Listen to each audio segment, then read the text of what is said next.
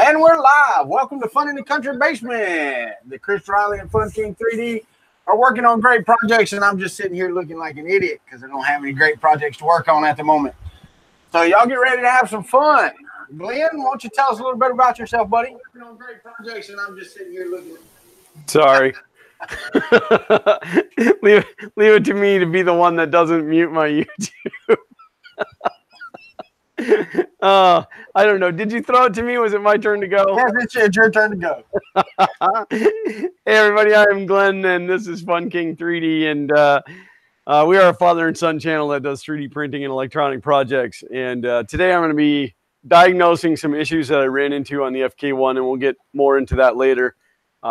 She didn't get to print at Gainesville at all yesterday. We're going to find out why. I'm also going to use some of this fantastic magical 3D gloop and glue this magical Harry Potter wand together. That's you, Chris. Awesome. Hello, everyone. I am Chris Riley. I do 3D printing stuff on YouTube. Welcome to Fun in the Kuntry Basement today. It should be a good time. And thanks for joining. All right, so I guess we got to run down the chat. Don't forget to use that cool new feature that we found out about last week. You know that doesn't work, right? Why? It doesn't update after the first time you open it. Like ever again? Welcome, 3D Printing Llama, John Ove, Brit Hawks, 3DP, Christopher Maschek, HVA A to Z, Jake from State Farm, Justin 3D, Nappin's in here, Ned Keys, Never Let the Machine Win, Mike, Patrick Nijenhoff, Playdesk, Poppy Ron, Robert Reynolds, Rodney, Laura Moore, Ronnie Julian, welcome, buddy. Scalded YT, The Maker's Dimension, that's a new one to me too. Tony Ryan, Tristan, Uncle Ron, and whatever Maker. And whoever comes in after I just did that, not G10, Christoph Lemons is here, Adam in 3D, may have got that. John Cook, Casadel Wackos, Aaron Seeger, Bob S. I think I got everybody. Eccentric Nut just joined as well. Welcome to Fun in the Kuntry Basement. You know you're going to have a good time because Glenn broke something and now he's got to look at it. Oh, wait, I got to tell him what I'm working on. I had to print a squashed frog for my bear. So I'm going to see if I can get the bed mounted on it today. Just get the bed mounted to the squashed frog, not this on the printer because it's still in the box. I still got parts to print. So, anywho, yeah, it's going to be fun watching Glenn trying to diagnose his FK. Which microphone are you using right now, Walter? Because your audio is like sometimes it's a little muffled, and then sometimes it comes in like. Because when I turn my head like this, or how? I don't know. Like sometimes it's like super loud, and then other times it's muffled. Like your chin beard is muting you. Might be. I don't know, man. No, I don't know. I have no idea. It's the same lavalier mic in the same place. I use it for every show. All right. Well, you griped when we didn't tell you your video sucked the other day. I know, right? Uh-oh, Playdesk, the girlfriend's watching. You're in trouble now, my friend. You're in trouble now. I'm using the beard mic. Tony Ryan got it just right. Yeah, I printed this one. It's actually my wife's of all. It's the Hermione's wand. Yeah. And I had glued it with just regular super glue. And from the children playing with it, they popped it apart. So I thought, what a great opportunity to throw a little 3D gloop in here. And I'm telling you, that stuff works, dude. Technology does work against everybody some days, man. It's like some days it's maximum overdrive time. And if you're not old enough to know what that is, go look it up. Yeah, if you haven't seen that movie, that's a movie you definitely have to see in your life. I haven't watched that one in a while. Just once. I don't have to watch it twice, do I? I might have to go check that out. Well, the whole, Curtis, are you dead? Are you dead? That ain't right, Glenn. That ain't right at all. All right, so I guess I'll tell the story about Gainesville. I'll tell my version of Gainesville. So So setup started at 9 a.m. Load-in was at 9 a.m. yesterday morning. We got there about 9:30, and they had us. They just a beautiful area for us to be set up. How wide would you say that was, Walter? Like about 15 feet wide. Oh yeah. And really nice building, well lit, well air conditioned. It was wonderful. And I walked in, I checked out the space, went out, opened the trailer, started to unload stuff out of the trailer. Figured out that when I roll the crate out of the trailer, I can pile everything on top of the crate and roll it in one trip, which was awesome. And then, like once we got in, I put the tables and everything right on top of the crate. So then we got all set up. Getting the printer out of the crate for my wife and I is definitely a challenge.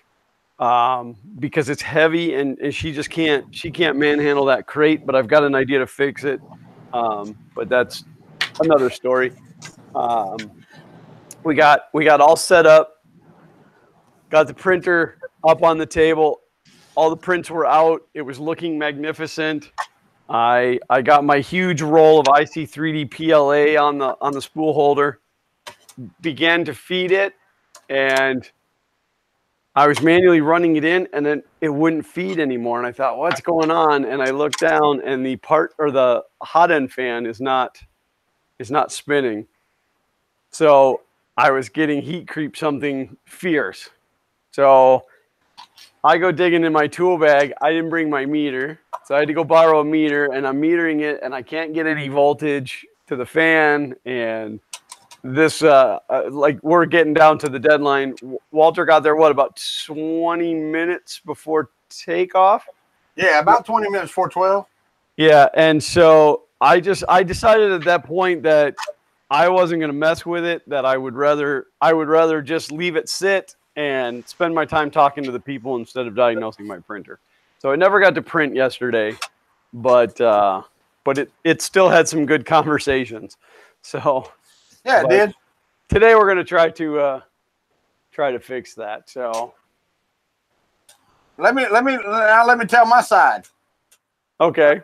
When I walked up to the door and I talked to the ladies there when I was buying my tickets, because I paid the $10, not the $5, because I still didn't know if I was coming or not. I wanted to come, but I wasn't 100% sure. So I'm buying the tickets, and I said, yeah, I'm here to see Fun King. He's on YouTube. I'm on YouTube. And they're like, that's cool. He's right inside. I said, never mind. I can see the steam coming out of his ears.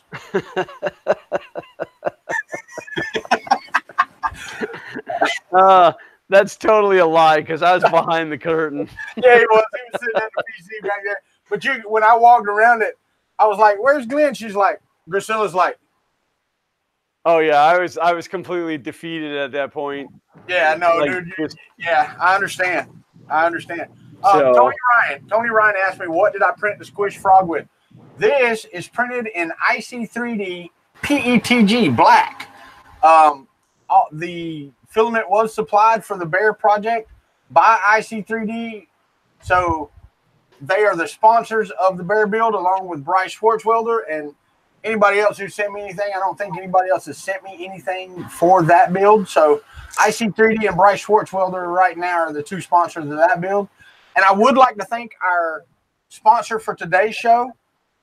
Glenn from Fun in the Kuntry Basement is sponsoring today's Fun in the Kuntry Basement. I am? Yes, you are. You're sponsoring the heck out of it. Excellent. All right. Not really sure what I'm doing, but all right. All right. Well, you're actually doing some work. What are you working on, Chris? We ain't even got to that yet. I'm working on about 10 things at once. But this is, so backstory. There's always a good story. There he is right there. That's the guy that did it. James over at Print and Play. No. Yeah, made one of these 3D printed arcade cabinets and brought it to Murph 2018. Yeah. And I had mine printed, I think, by then, like by the time he came to Murph last year, and I never built one. So I've spent the last 3 days trying to configure this the best I can to run through somewhat of a tutorial of how to make one. And there's a lot to it. So there is. It is quite a job. That is not a lot. It's a good sized build. So yeah, so I'm just messing with that right at the moment. So look what showed up in the mail yesterday. I can't see what. You can't see that? I can't see what. It looks like a banner. It is a banner. It's a very special is that banner. A banner? See, I told you were sponsoring the show. But it showed up. It showed up yesterday while I was already in Gainesville, so it didn't get to go to Gainesville. But God dang it, boy, that would have been cool. I'd have liked to have seen it. Well, it looks just like our stickers, only huge. Man, I'm getting upset about my stickers. Why? Because they're not here. No, that still says processing. Oh, you printing. Yeah, I know, man, but I've already ordered these. Cancel it. Stop payment on your credit card. That's too late. Dispute it. I don't have credit cards, man. I have a debit card. Debit card. Yeah, did you guys see on Twitter, Playdesk is talking about the Kuntry Basement hoodie? That thing looks awesome. Yeah. That was killer. Yes, and James, yes, your design is brilliant and inspired. And there's a lot of hot glue. Here, go back. There's a whole bunch of stuff back here. So Jeffrey says hello. And somebody said cool looking, Minnesota Maker said cool looking desk, Glenn. It really is. It makes for a really nice work surface. Yeah. Never Let the Machines Win says that's what happens when you pick the wrong sticker size. Why did you pick the wrong sticker size? No, he's talking about you get a banner. Oh. Yeah, it's really hard to peel the backing off of it, though. I've been trying for hours. Tom Lama said I should mount this thing in the crate and have it rise out like they make TVs do. I'm actually going to the side of the crate. So there's a dolly, and then the crate kind of slides up onto the side of it, and then the side flips down around and latches in to secure the printer. But what I've decided I'm going to do is I'm still going to keep the side that flips up and over, but I'm going to have the printer itself on drawer slides. So once I flip the side of the print or the crate open, I'll be able to just slide the printer out and lift it off there and put it on the table. I won't have to actually take the top of the crate off because the stupid thing is heavy. But the car pulled the trailer yesterday like just beautifully. Like it wasn't even back there. My fuel mileage didn't even change. It was that portion of it was very uneventful and smooth. Good.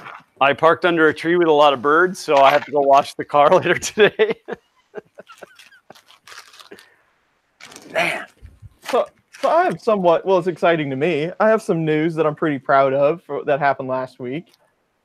Okay, so Printed Solid, you know, they're good dudes, you know. They run a fantastic company. Buy from them if you can. Not paid for by Printed Solid. Dave sent me a message the other day, and you know, so they have a sticker page. They have Octoprints on there and Marlins on there, and it's like the money goes directly to the person that, you know, to Marlin or to Gina, you know, for their efforts. It's $5 a sticker, whatever, but it goes straight to your PayPal. And Dave, I had talked to Dave about that way back when I noticed they had one, and Dave approached me the other day and asked me if I'd like to be on it. And I thought that was really awesome. You'd like to be on what? People will be able to donate money to you through Printed Solid? Yeah, they'll be able to purchase the sticker on the Printed Solid page, and that helps my cause. That's pretty cool. That's pretty cool. Yet not everybody gets to be on there, and I feel very I don't know. It just felt good. It's like, well, that's all. Now I'm a little upset that they didn't ask me. But dude, like I said yesterday, we're not the Chris Riley. That's right. I'm not. You didn't do the fingers, Walter. I'm not. Because I got my frog in my hand. Yeah, well, you should have put it down. I can't put my frog down once I get started.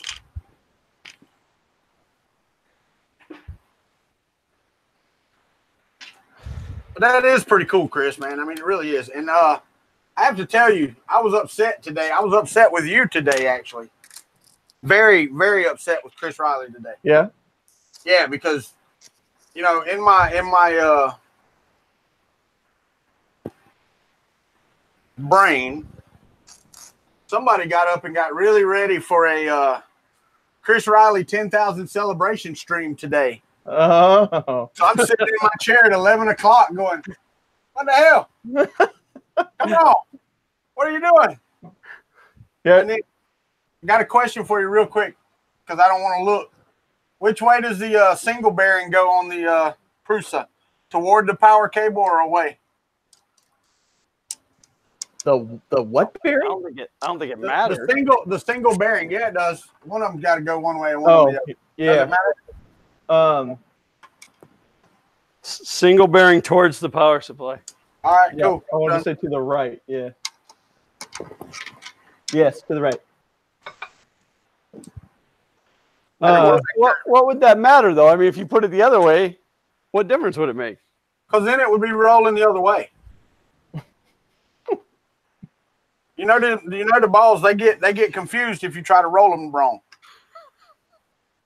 I want to say the Y belt is maybe off to the side one little bit. The Y belt holder. I think that's it, Chris. I knew there's some reason for it. Yeah, I don't remember what it is, but yes.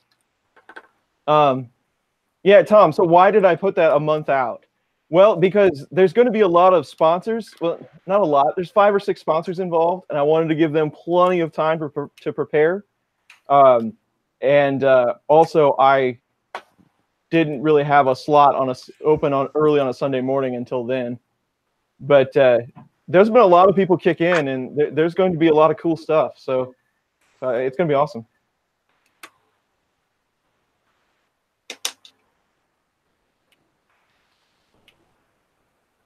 Look at all these wonderful Prusa owners. It's good to be a Prusa owner. It is. What's my logic? You should get a card for your wallet when you become a member. Member of what? The Prusa community. Yeah, right. 24 karat gold, so you can cash it in and buy filament. So you can pay for shipping. I not pushed a lot, but recommended a lot yesterday. A lot of Prusas to people. Talked to a lady. They had just got it. It was still in the box. Like, it had just arrived, and they hadn't even taken it out of the box yet. Bought it fully assembled. Few people were like, "Well, I'd rather go cheaper," and I'm like, "Oh, Ender 3." Well, Yeah. there's not really a lot of stops along the way. No, not. There's not much in between there, because I mean, like, I really like this Creality, the CR10S Pro, but if you don't need that volume, spend just a little bit more and get the Prusa. You know, it's like, yeah, nothing else matters. Right. I have to say though that the Ender 3 isn't bad, especially for what you pay for it.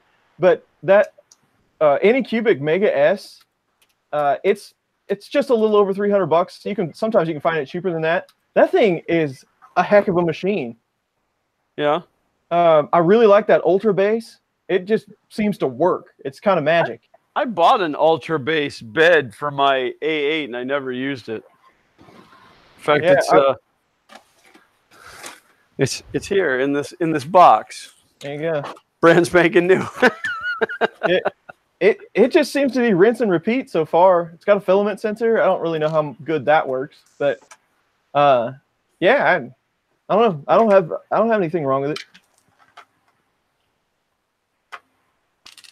Well, due to either somebody's miscalculation or expansion of PETG while it was printing, I've got to slot some of these screw holes. Oh, well. Ain't the worst thing to happen. No, you know it's a really bad thing to have happen? To go all the way to a show and have your key element not print when you get there. Well, make sure it's working before you leave. It was. At least I think it was. I guess I can't really say that. I don't know. Well, what you do is you make sure that you get you a 110 outlet in your trailer and have it printing while you're going down the road. And that way, when you open the trailer, either the part's finished or it's not. So you'll know it's still working or not. And then I can calculate by where it failed on where it broke down on the road. Yep. Sorry, guys. I'm using the drill. That's really loud and annoying. I can fix that. All right, so it is absolutely positively not the harness between where my connectors are here and the extruder.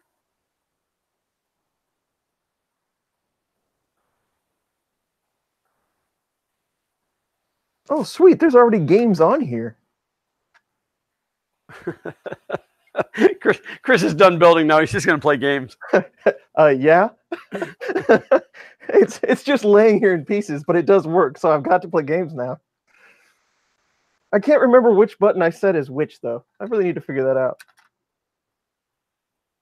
Oh, nope. That's obviously back. Forward. What are you playing? Cannonball Run, the game? I've never even heard of this game.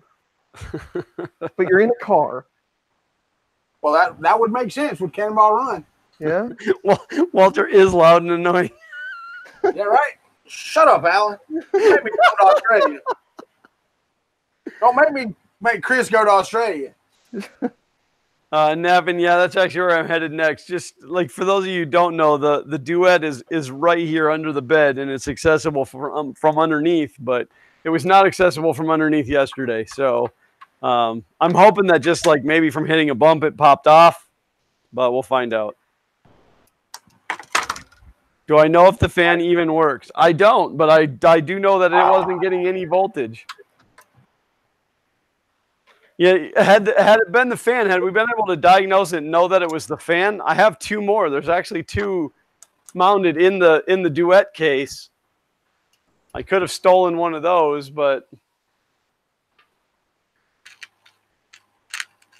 damn it, man.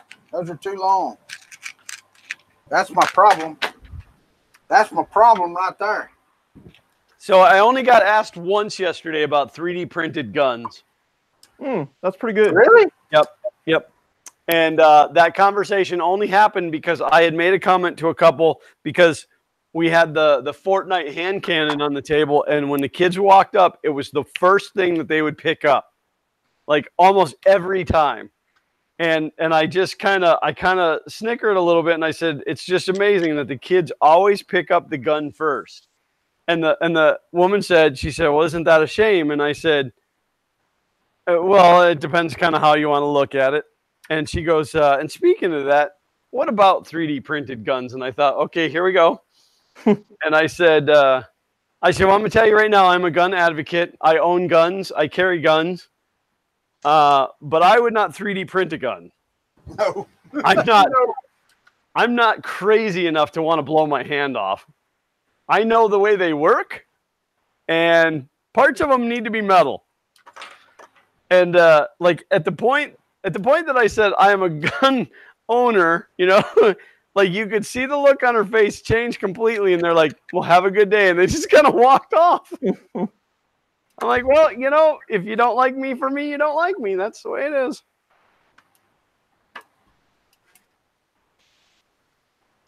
I like to carry 6-shooters on my hip and just walk around shooting them in the air.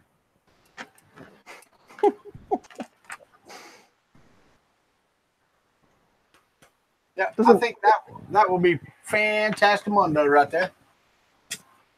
Now, question is, should I print the bearings in green PLA, the alien ooze, or should I print them in the gray PETG?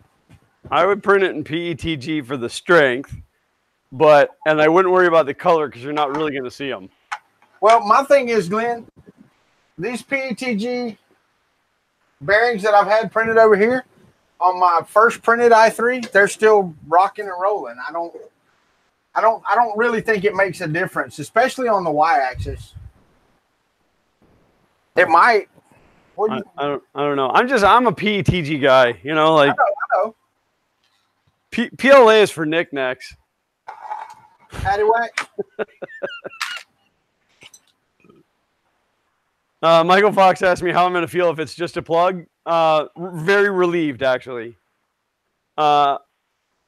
Listen, if I drove this printer, 1,500 miles or whatever to Murph, and got there and hooked it up and it didn't work, I would have been much more crushed than yesterday. Yesterday was a one-day mini maker fair that was not really about 3D printing. This thing is just awesome to see in person, even if it isn't printing. And I was only going to be printing little makeys with it anyway. So I'll be relieved if I get in there and find out it's just a connector popped off. But it did. I spent the evening last night because I drank a bunch of caffeine at dinner time, which was a mistake. So I couldn't sleep when I got home. And I spent the evening researching a better connector so that I can get the main board out of it easier. So we'll see. Miss Riley, did you drink all my water? Yosemite Glenn. Yep. Alan Moritz, you are very welcome for Octoprint tutorials. Yeah, I was going to say, if that thing goes all the way to Murph and there is something wrong with it, it will be fixed like within the hour. Well, that's the other comment I made too. I said, if it broke at Murph, there's 2,000 people there that can fix it. We'll just step back, let Chuck do it, and call it a day. Well, the funny part is it's like, at Murph, if something goes wrong and it's like, oh, there's something wrong with the Duet. Well, the Duet guys are there. Oh, it's something wrong with the E3D hot end. Well, E3D is there. Oh, it's the Vontech. Oh, Vontech's there. Everyone that supports your warranty is in one room. Yeah. Well, I'm not sure I have a warranty, but but if you did, but at least their knowledge,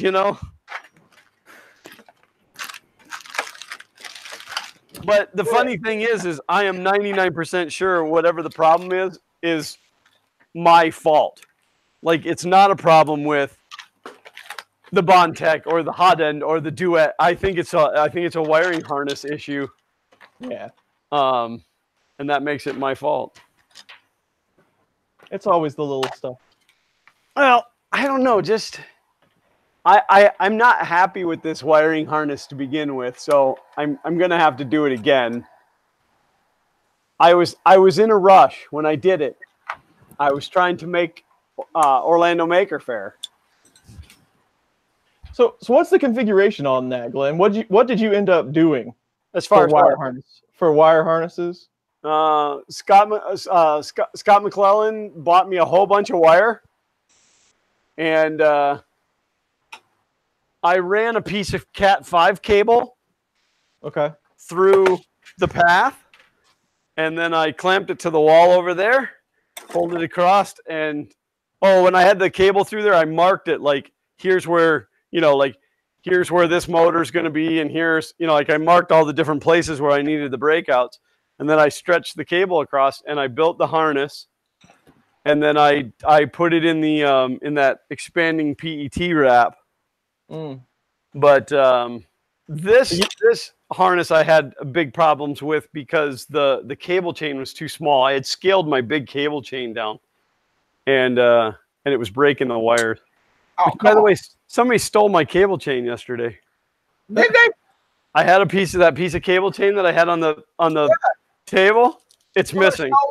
No. Of all the things to take, why would you take that? But we were actually talking about it, and I said, yeah, it's never happened to me. And then my wife goes, where's that piece of chain? And I'm like, are you kidding me? That's ridiculous, man. Of all the things to lose. And I mean, it's not like I can't print another one, and it didn't have a purpose. It was just to show it off. But it takes forever to print that crap. Well. Have 0 pneumatic fittings. Well, the good news and the bad news. It's still plugged in. Okay. So it didn't pop the plug off.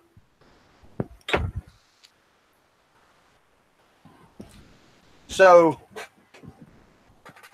Someone yanked your chain. plug it in and try it again.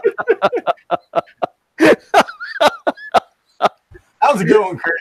That was pretty good. Yeah, that's funny. It's from the chat. Eccentric Nut put that one on there. Love it. That's funny. Zimmy 1958. I don't believe you're going to have any problem with somebody taking a printer at Murph. Nah. No, I'm gonna tell you exactly what happens. This is my theory. The kid, everything on that table looks like a toy to a kid, and they're just playing with it. And I don't think it was probably just a kid that picked it up and walked off with it. Not even like didn't mean to steal it. Just and then the parents get 20 feet away and they're like, "Where'd you get that from?" And they're like, "That's not yours," but they don't know where it came from either. Right. All right, I have finished my project for this stream. Well, I wish I had. I actually had another one, but you blew that one out of the water before the stream started. So that's what I was going to do while we were sitting here. I was just going to watch the chat and do that. But yeah, you saved me that. Chris, I saw something yesterday, and Glenn saw it too, and now I have to build one. And I did an interview with the guy that built it, that built the one that was there. Have you ever heard of the magic sandbox? Zach has not stopped talking about that dang thing since yesterday. No, I built one. We will have one before my granddaughter gets here in April. I already got the software down. They make a software for Windows. He was talking about you got to do it on Linux. No, you don't. It's all Windows. You download it, blah, blah, blah. Have you ever heard of that? No, I have never heard of that. Basically, it's a sandbox, right? And you take It's literally a sandbox. Yeah, take an old Connect and put above it, right? And after some calibration and stuff, with a projector, of course, you got to have a projector and a small computer. But after you're done, you can actually move the sand around, and the Connect reconfigures the calibration, and it's got like little fish swimming in the lakes and it makes your sandbox into a topological map. Yeah, it's a topological map, and like it's crazy, man. So when you dig down, it turns it into water. When you stack it up, it turns it into a mountain, and there's like rabbits running around. And Zach was telling me that the fish were sharks. There are sharks in there, Glenn. There's actually a food chain in there. Yeah, something about like their eyes turned red when they were angry. And, yeah. Whoa. It was really cool. It was really cool, man. Zach was in that guy's tent the whole day. And what's really funny is we had said to him when we first got there, we said, "So you're babysitting today, right? We'll pick our kid up later." He was in there the whole day. So I went to him at the end of the day. I'm like, "Thanks for babysitting." Yeah, no doubt. But it was so cool, man. I was like, man, that is just friggin' awesome. And it's all open source. So anybody can go get it. It's on GitHub. Just look up Magic Sandbox and watch the YouTube videos. Because the ones that they created, we were talking about it, the original creators, and he said some college, I can't remember. It's in the interview. You'll see it. It'll come out whenever I finish editing. But they developed it at this college for doing like weather pattern stuff. So like in the full blown one, if you have a good computer with a good graphics card, you can like hold your hand over it and it'll rain at that point. And if it's like on the top of a mountain, it will create then the rivers and stuff that flow down the mountain and stuff from the rain where you held your hand and stuff of that nature. That's just ridiculous.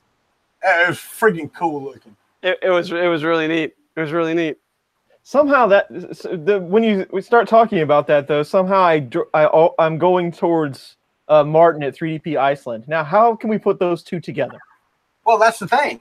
If he built a map of Iceland, right, or one of his maps, full size, right, then you could take this projector and put it over, and it wouldn't be a sandbox. You couldn't play with it, but then you could have the fish and stuff swimming in the ocean on his map.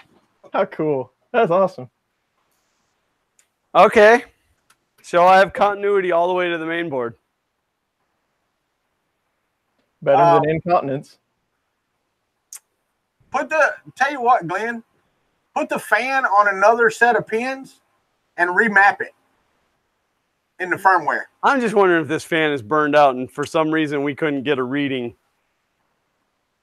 I mean, well, you were saying we were getting no voltage. I'll tell you what. Why don't you just check the board? That meter I was using was like, I mean, it said Sears and Roebuck on it. That doesn't matter. That's a joke, you know, because it was so old. I did, Hardman. I cut all my hair off. Just wait till Chris gets drunk and falls asleep. But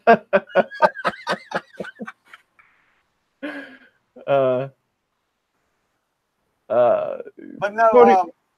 Sorry. Somebody said the other day, you talk about Sears and Roebuck. Somebody said the other day, he's like, you have a Craftsman multimeter? I didn't even know they made those.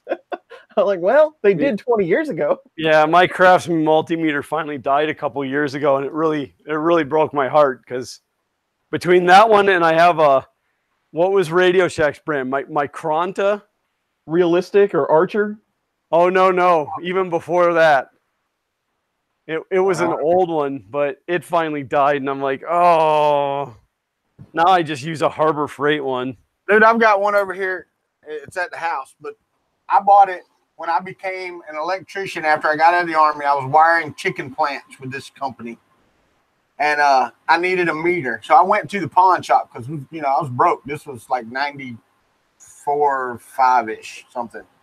And so I go to the pawn shop. I bought it for $13. That sucker is still rocking. I've changed the battery like 3 times since 1995. Well, yeah, my Harbor Freight one works well. I just don't trust that it's 100% accurate. Yeah. Plus, every time when you first turn, I don't know if I'll be able to show this, but when you first turn it on, it comes up 666. Oh, nice. Yeah, I guess it's 1.666, but I want one of those fluke meters so bad. I just can't justify the cost. Never Let the Machine Win asked, was it a Knoxville fan? But you can also just check it right at the board, man. Just turn your fan on, check the voltage at the board. Okay, so then what is the command to turn that fan on? What is it? 106 P0, P1? P0, P1. P0, I think. No, 1. Yeah.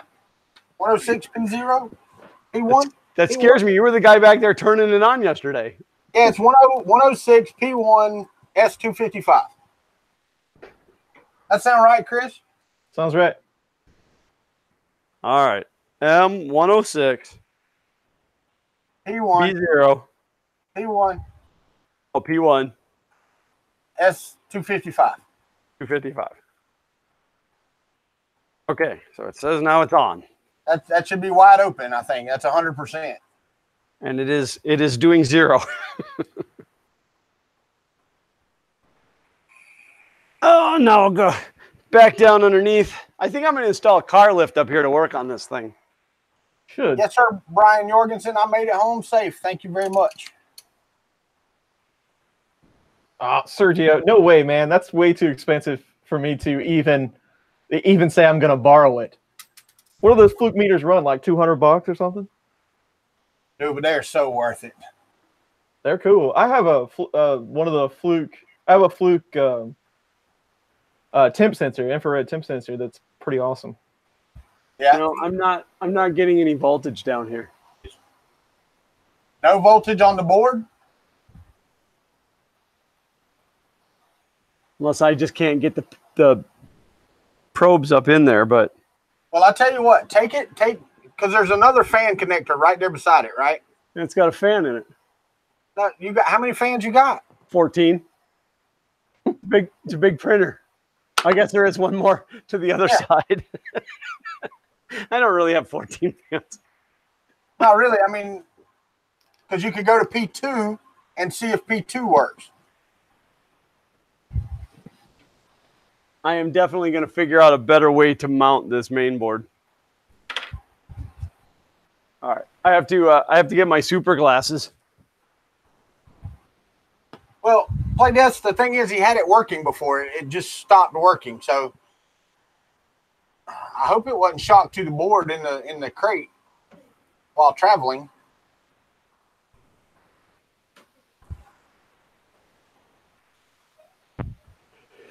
Oh, I can't read chat and think and say stuff at the same time. I'm just going to take a nap. Nappin asked a good question. If you're using temp settings, it should start with a higher temperature, right? But can't you just automatically turn it on though with 106? Yeah, because it was up to 215 degrees and not running. No, I'm just saying with 106, I think you can just set it though. I mean, it doesn't have to wait for temperature when you just. No, I would think that would manually override it. That's why I'm asking Chris. Even though he's sleepy, he should still know. Yeah, on Duet, I don't think it matters because those are all independent. They're all controllable either thermocouple or with command. So I don't think. So when you build that code, you can select it, but I think it's just it just leaves a command off. So I don't think it matters. I think all of those inputs you can set them with the commands. I don't remember. Duet is not actually my strong point. Really? Yeah, I'm more of a $5 ramps guy. But I mean, if it was now, hold on now. Somebody had a Rambo in a video this morning. Hey, that's high class for me now. I'm telling you right now. Time. That's a nice 8-bit board. Yeah, it is. Yeah, I've moved up in the world. So, yeah, when you pulled that out, I'm like, holy shit, Chris spent some money on a board. How about that? Yeah, Ultra Machine, man, they bring it. They make some good stuff. Dude, and I'm gonna tell you, you know, the cool thing, and it's like Duet and E3D and Slice and a lot of companies. Now I can't name them all, but Ultra Machine, and you may have heard me, you may not have, but I ordered a refurbished Rambo from a qualified vendor on Amazon, right? Mm-hmm. Yep. Well, I tried to contact the vendor and could get no response. So I contacted Ultra Machine, and I forgot his name. It started with an S, but he wrote me back and said, "What's your address? I'll ship you one when you get it. Ship me that one back." Didn't even buy it from them, man. Yeah, I know. Yeah. Their support is amazing. And, you know, like so I have a couple of printers with Ultra Machines boards on them that I bought from the printer manufacturer. And even if the manufacturer won't warranty that, if you get a hold of Ultra Machine, they will solve it. Oh, yeah. I mean, and it's, you know, it's just a printer company using their stuff. I mean, they're amazing. They really are. I mean, I really wish they would get into, and I know they started with what, their Arkham, I think it was. I don't know where they started at. That was their 32-bit board. I don't even think they're doing that anymore. I don't know. Maybe. Yeah, I'm not sure exactly what that. You know, I never go to Ultra Machine site to look and see what they're doing. I always go to somebody else. Yeah. I know Ramps is still like $80. See what we got here. They got the INZ Retro. They got an INZ Retro. Yeah. I don't know what that is. Mini Rambo 1.4. That's a new one. And the Arkham 1.0. Yep. The 32-bit Arkham is still available. Or it was in beta the last time I looked. So, yeah, it's there. It's $170. Something. Oh, that would be interesting. Maybe I should call Ultra Machine and say, hey, look, I got this Duet. Maybe I should try that board right next to it. Just see what happens. Right. It's a pre-configured Marlin for Do firmware is preloaded onto the board. Yeah, Do was kind of Do was the groundbreaker for Marlin 32 as well. They were kind of first in line for the code to get up to speed for them. So they probably based it on that because it was readily available first. Right. You know, I was looking. This shows how much I still have to learn about everything. But I was looking around at RipRap Firmware. Do they not offer an 8-bit version anymore? They only support Duet and Do. Really? Yeah. Well, see, that's what I was wondering. I was going to ask that question next. Do you think you could put rep wrap firmware on the Arkham? Yeah, and I don't know because I thought, because back in the day, rip wrap was like for everything, but when you go out there and try to configure it now, it's just 32-bit stuff. Huh. So I don't know.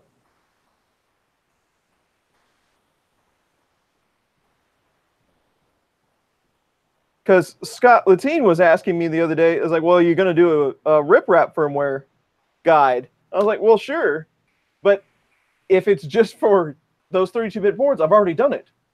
Well, Nappin says they do not have any more 8-bit boards, and Duet has stopped support of the older boards. Well, there you go.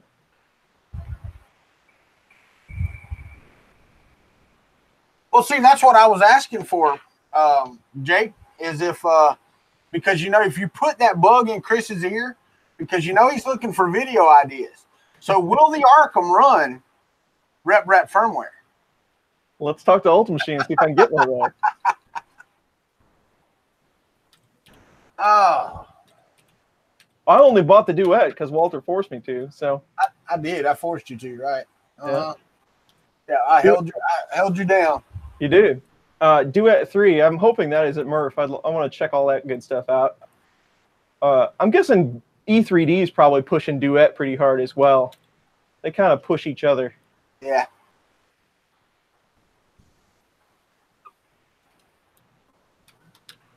But no, the guys at Ultimate Machine, dude, I mean, they're second to none.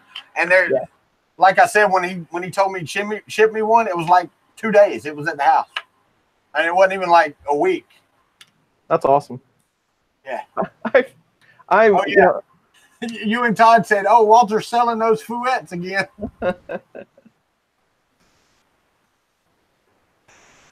Go ahead. You were going to say something. No, talking about Ultimate Machine support. I was, working on 5 things at once as usual, and I had a cable flipped over. So I was triggering I had an LCD cable flipped over, and I was triggering a reset pin. And it only affected firmware uploads. So I had it flipped, and it was the cable that supported the SD card. So I didn't know it because I wasn't running on SD. Right. So I had no idea. And months later, and then I'm like, well, I want to flash this. And I was like, man, it just won't flash. But then occasionally I would hit the reset button and the flash would take effect. It would go ahead and do it because the timing would be just right. Yeah. So it wouldn't be hitting that reset pin anymore. And I got a hold of Ultimate Machine, and I'm like, man, it just won't flash. And he's like, well, is it powered on? I'm like, yeah, it's powered on. And I said, just for the fun of it, I unplugged everything, and now it's flashing. He's like, do you have your LCD cable flipped over? I'm like, maybe. And he's like, yeah, there's a reset pin in there. I'm like, oh, okay, never mind. All righty then. Now I know. The more you know. I'm really trying to figure out what I can use this to store stuff. This of course, it's a purge block, right? Yeah. That would be cool if you could set that on your desk and like use it for a pin holder. Fill it full of BBs, fill it like halfway full of BBs, and then you can put your pins in it. Right. That'll work. Yeah. Or maybe like micro screwdrivers or something. Stick them there you go. Where does a pocket protector? Nice. Next time you're in KC, you drop off a Fluke. Man, I'd even feel terrible about taking a Fluke. Ben Craig, he works on HVAC, and he of course he works closely with a Fluke rep, and he got a good deal on a set of just the leads, the lead pack, and he sent them to me. I felt kind of bad about it because those things were like $140. Yeah.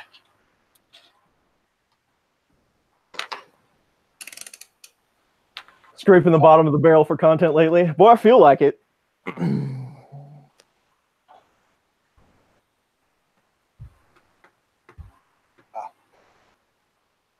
Why is Glenn so quiet? Because if I start talking, I'm going to say mean things because this is really pissing me off. Oh, still ain't figured out where it's going yet? I moved the fan I unplugged the part cooling fan, which functions. I plugged in the other fan into that header, and I don't have voltage here. But yet I have continuity, and they're not shorted. So let me ask you this. Did you test for voltage on the part cooling fan when you turned it on? I got voltage on it right now. There's 24 volts hanging out up here. Okay. On the part cooling fan. So when you plug that into the cooling fan, it doesn't do anything? When I plug it into the part cooling fan, it comes on. No, the other fan. No, it didn't do anything.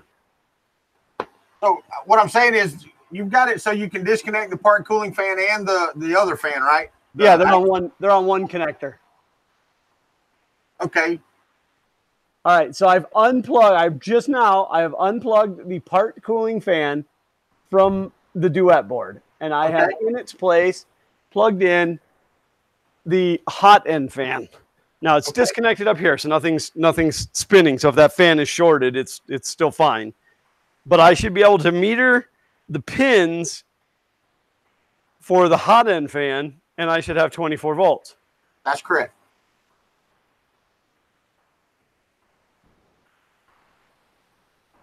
John Cook asked this before, and I don't. I have 0. I honestly don't know STP to STL. I do not know a good converter for that. What loads step files though? Well, okay. You could open step in Fusion 360 and bring it in. Right. Yeah, and then step is a CAD file. Yeah, but you could then export it as an STL from Fusion 360. Correct. Yeah, you could do that. And I'm pretty sure there are other CAD programs that would do the same thing. Yeah. That's what I didn't know. I didn't know if Mesh Mixer or one of those would read step files. Yeah, I don't recall. Natively. But yeah, Fusion will. Okay. Glenn, if you have 0 voltage when you plugged it in, that one in, that means that there's not continuity between there and there. And that would make sense, but there's nothing. Check it again. Something moved. Something happened. Well, and in fairness, I did move it. I moved the extruder over to here to make it what I'm saying. So easier to work. So something's changed. I'm going to unplug it from here and check it here first.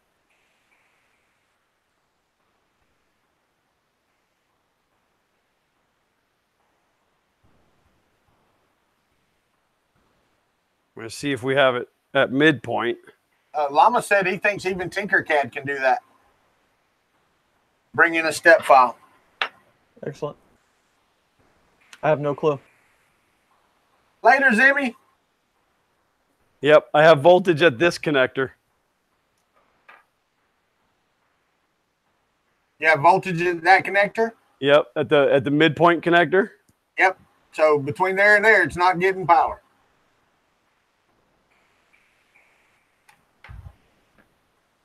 Yes, Lee Johnson, the fan he is testing right now is turned on. Okay, Bob S. said Tinkercad will not import steps.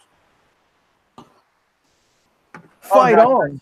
Chris is pulling parts of a Snappy off a shelf. Yeah, let's take a poll right now. Is it okay if I just give up on the Snappy? Is it cool with everybody?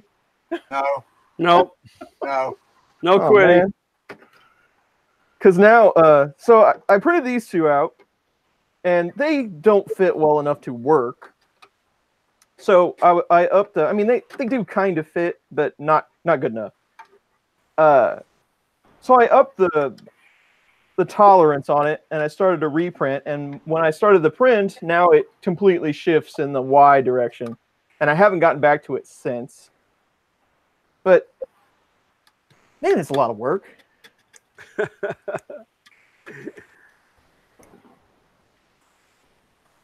So maybe I guess I'll keep going if I have to.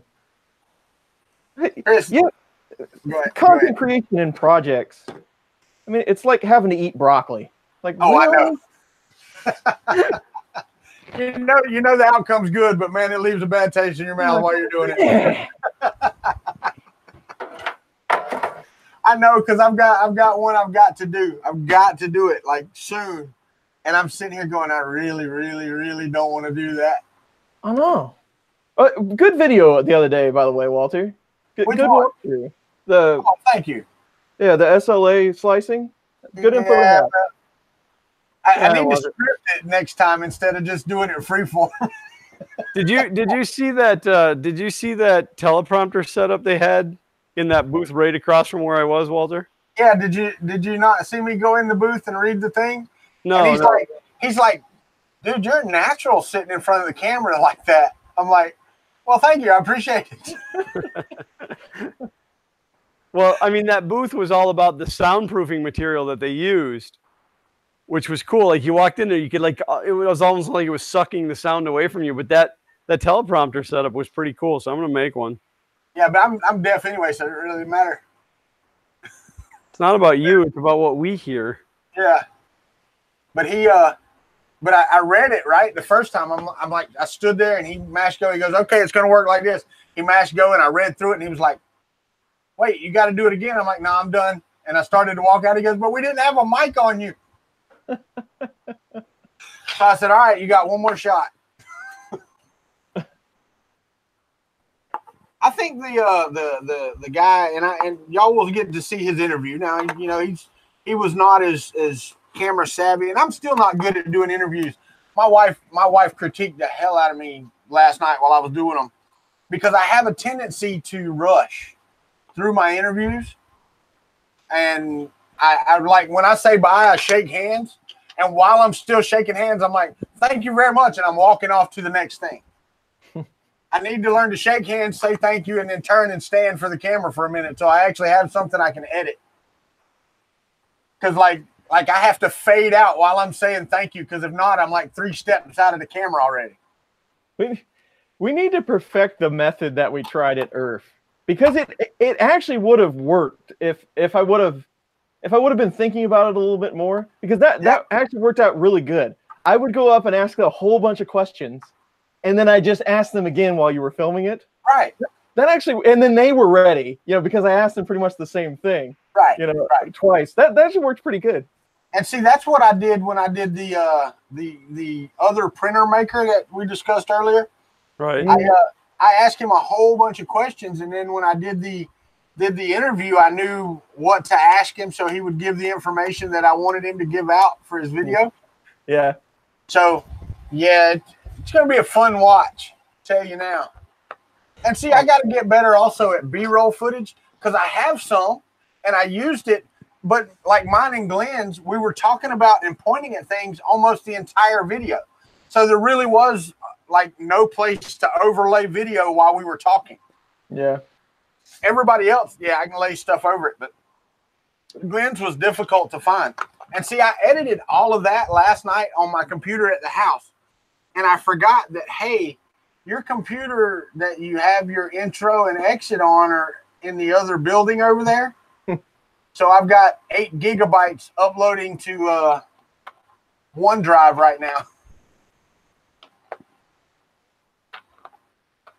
So I can pull it over here and finish them. But yeah, you're right. I think we can do some of that at Murph though, Chris, if you want to. Yeah, we can give it a shot. The only bad part about Murph is finding a time to do it. It's so busy. Yeah, and when are you leaving Sunday? I think my flight is out at like 6:30 or something. So I'll be there most of the day. Okay, well, see, normally about noonish, the crowd, or it was last year, about noon on Sunday, the crowd started dwindling like down to nothing. People were starting to pack up. Yeah. It was a decent time to do interviews. It really was. All right. Because Friday and Saturday is just going to be so hectic to do anything. All right, guys. We've been doing this an hour, so I'm going to ask everybody in the stream, if you're not subscribed to myself, Kuntry 3D, Chris Riley, Chris's Basement, or Glenn from Fun King 3D. Who you might hear use the F word today. Oh, don't mute your mic. Mute your mic. I'm the only one that gets to drop that. But yeah, y'all go subscribe, ring that bell, get some notifications. I do appreciate it. I'm almost at 1,200 subscribers, which is really cool to me. I'm like, heck yeah.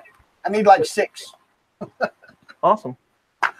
But yeah, Chris, if you didn't see my first live stream yesterday when I was leaving, which you probably did, it was pretty early. Dude ran a stoplight right in front of me, like 5 minutes after I got on stream, not even 5 minutes. And I called him a stupid SOB pretty loudly. With my children listening. Yeah, I called Glenn back later, man. I said, I'm sorry, buddy. I didn't mean to. Miss Christilla, I'm sorry. But he did. I mean, he didn't even slow down. He slowed down. He was like 80 years old. But he ran the stop sign at the stoplight at like 20 miles an hour. It was like just slow creep across the road. Wow. Like, God bless America. Tristan, I do not know about the sensitivity on sensorless homing on Duet. I have never tested it or tried to use it. I've heard that it's not as awesome on a 2660 as it is on like a 2130. So I really don't know. I would guess you could though, because it is. It's possible on a 2130. So why not? Hey, Chris, I got a question for you. Do you think it made a difference getting the couplerless motors with lead screws for your log? You said you did it because it needed the clearance, right? Yeah, I swapped mine out because of form factor. I couldn't squeeze it in like the Prusa is set up because of it. Quality wise, I don't think so. I mean, well, no, and I wasn't thinking quality. I was thinking because I told you I've got this one over here that runs the Mark II firmware. Did exactly what you did. I just did it a year ago, right? Mm-hmm. But mine have the couplers on them, so I had to fight with the firmware to get it where it needed to be. Yeah. So in that aspect, yes, you're gonna have a lot easier time with the integrated motor. Okay, good. Because I still have. Here's the cool thing. I'm building this bear with the tall Mark II that I had, the Mark 2.5. But buying these 2 motors really freed me up because really and truthfully to build another one of those, to build that printer back in its place, all I need to do is print some parts. And what do I got? 3 motors to buy? Yeah. So 3 motors to buy and a control board. So I'm pretty sure I will put my tall Mark II back together because I got another M42 just sitting up there on the shelf not doing anything. Awesome. So I'm pretty sure that will be done as well. Now what I may do is turn it into the bear style where the motors mount over and use those dimensions and then just tweak the firmware to get the bed height the way I want it and the way it needs to work. Yeah. You spelled the second bear wrong, Nappin, but I'll forgive you because you're over there and your English is shoddy. Nappin probably speaks better English than I do. What's up, Duo? How are you, buddy?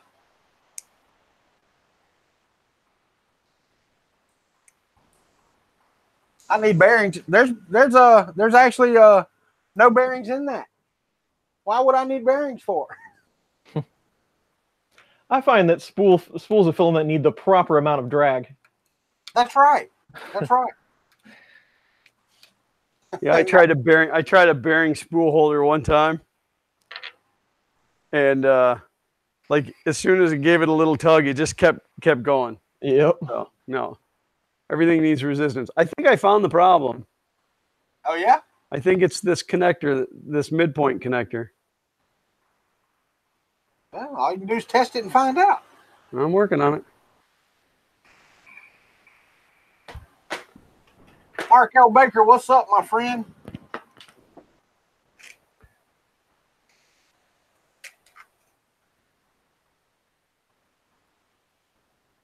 Yeah, Glenn, I went back to the participants list. It's the same list. You have to do an F5 in order to get it updated. Well, that's kind of crappy. It should be on YouTube chat. Yeah, it should be live. Yeah. That's a bummer. Hey, Chris, Sean Gould's got a question for you on the screen, man. Sean Gould, where are you? There you are. Rearm install.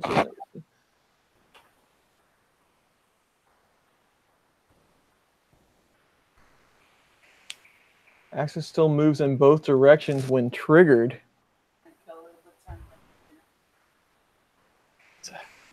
Sensor show triggered or not, fine. Okay. The axis still moves in both directions when triggered.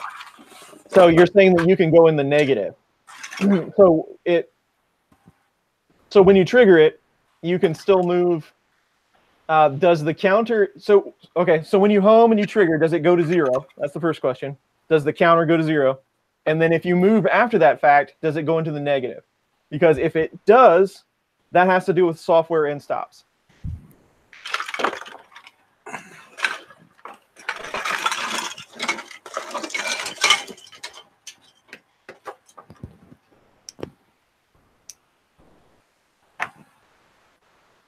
Got to get ready for tomorrow, too. I don't want to do tomorrow. I don't want to do tomorrow either. I don't want to do tomorrow. I'm ready for tomorrow, man. What are you doing tomorrow? Writing code like I do every day. I'd rather write code than what I got to do. I'm actually writing some pretty cool code at work now, and it's pretty neat stuff. I did some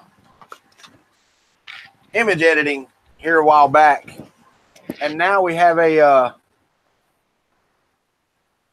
the way this works is like when the DMV sends, I'm working on red light camera software. So when you get a ticket or they take your picture, they try to match that with DMZ or the DMV. And if they can't, then they send the file. The DMV looks up the information and sends back a file. If they can find it, great. If they can't, then that's great. So that part I'm working on, which is it's a really cool interface. And it's all flat files. They're not using XML, which is really stupid. Really, really stupid. But and then working on the image export, because there's normally about 8 to 10 images taken of a vehicle along with a video. Mm-hmm.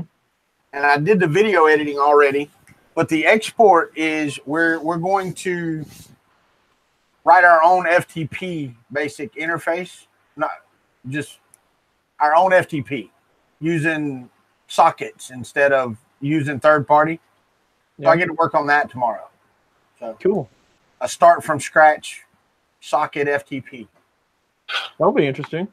Yeah, it's not bad. Can't home since the end stops never act like they are triggered.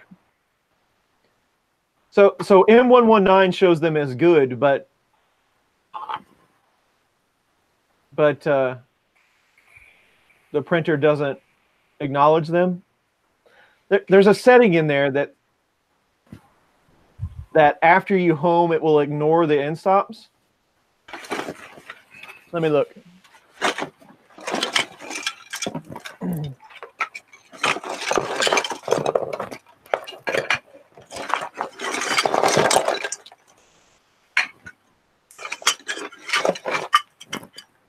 I don't know if anybody in here has built a bear yet, but did you use the 106 millimeter build assist thing?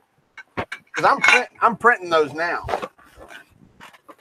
and I don't know if they're necessary or not, but I would like to know if they're necessary. They're almost finished.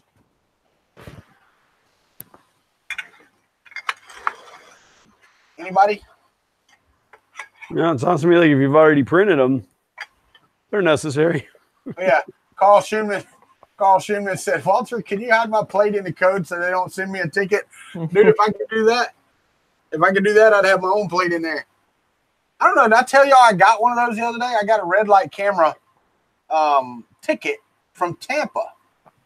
Okay, I haven't been to Tampa in 2 years, maybe 3. And when I got it, right, they're supposed to send you the picture or whatever of your plate and all that.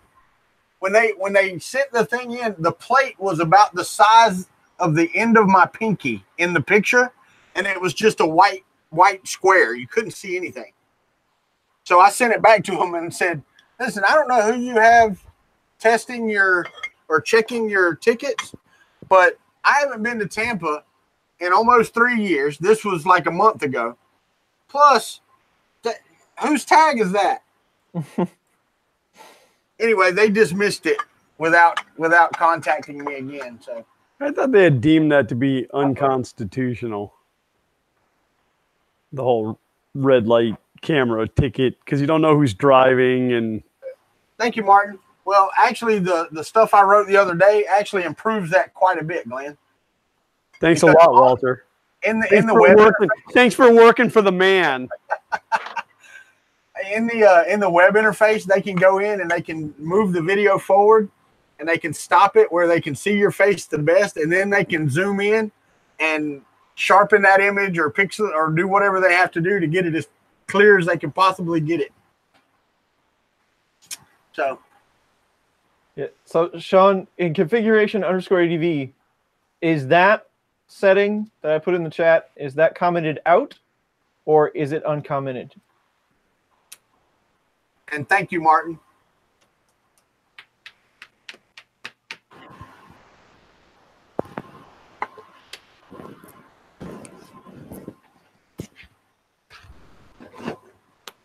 All righty. So I have a stupid question, but hopefully somebody knows the answer. I got on the Friday night chat, like I got in the chat for around 5 minutes, and they were talking to a person that I don't know who it was, but looks like he makes really cool stuff. Who was it? On last Friday night? Yeah. Yeah, I didn't get to see it at all. I didn't either. I was still prepping for Maker Faire. I got to watch it for a very short amount of time, and he looked like he was making some really neat stuff, but I had no idea who it was. You know, there's this cool thing about YouTube. If you go back, you can watch it over again, and you can see who they said it was. There's no time for that. I know, right?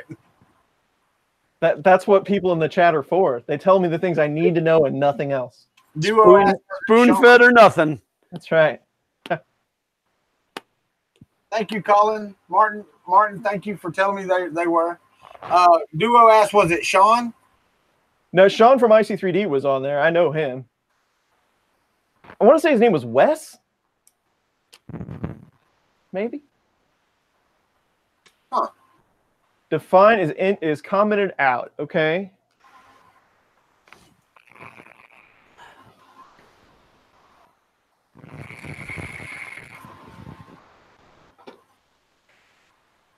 I'm wondering if you have.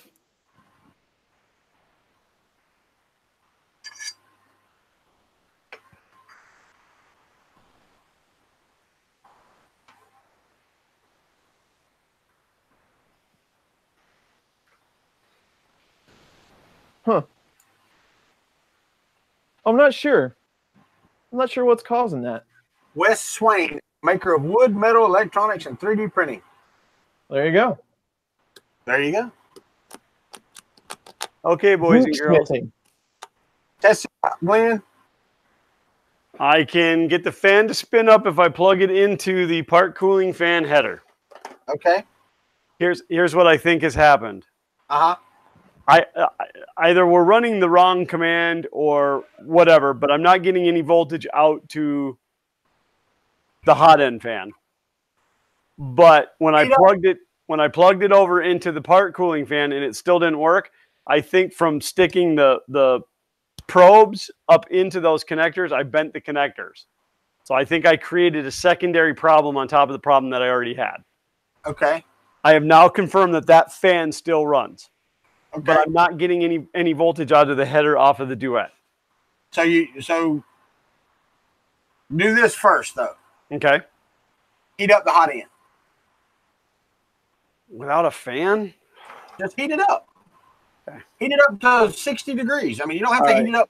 Should I, because I ran that M106 P1S 255, should I? That doesn't matter. But what Nappin said earlier is that the Duet may not fire up the fan unless it's up to temperature. So running the command may not work anyway. Okay. So just heat it up to 60 degrees or whatever you've got it set for. I don't know what I have it set for. Would that be in the config? Oh yeah, it'd be in the config, but if you run it up to 70, I'm pretty sure. I think wait, hold on. Doesn't it have an LED attached to the fan MOSFET? I don't think so. All right, I'm gonna run it to 180. We'll see what happens. It might. I don't know. Yeah, Christoph, it was Martin put the link up. That's the person I was thinking of. Geek Smithing is that guy's channel name. Geek Smithing? Yeah. Nappin checking his settings for the fan, Glenn. Wait. There's some cables in here. Sweet.